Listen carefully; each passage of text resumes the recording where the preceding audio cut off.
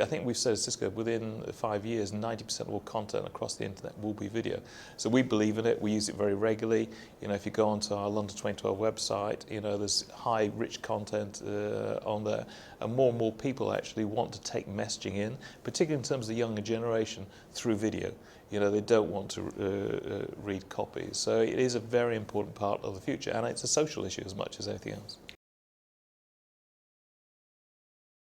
We're seeing the rise of video, and not just the high value, high production, high cost, high resource type of video. You know, the handheld camera, the iPhone, you know, the smartphones, being able to capture data on video and post it almost immediately. We did it in the presentation today. You know, real time, real interaction.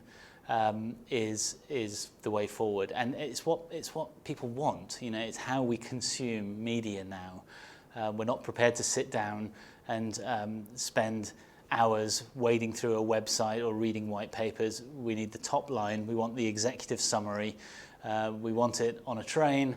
We want it now, and video is the natural way of providing it.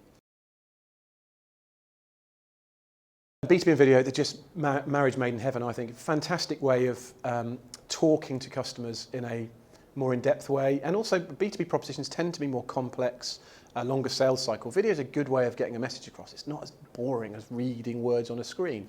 My presentation was talking about Corning, who, if you Google the phrase best B2B viral video in the world, you will find a glass manufacturer with a video called A Day in the Life of Glass.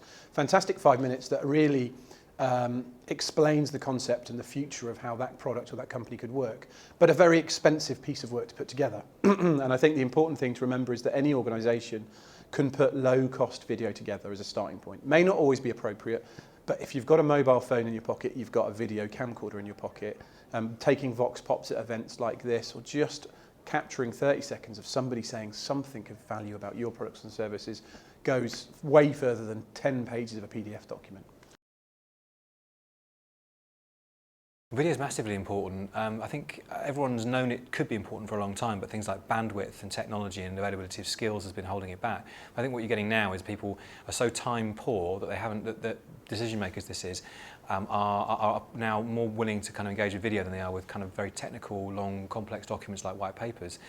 Plus also search engines are really focused more and more on video. So it's much easier to get your message to the top of a search engine results page using video than it might be by using a white paper or some static text content.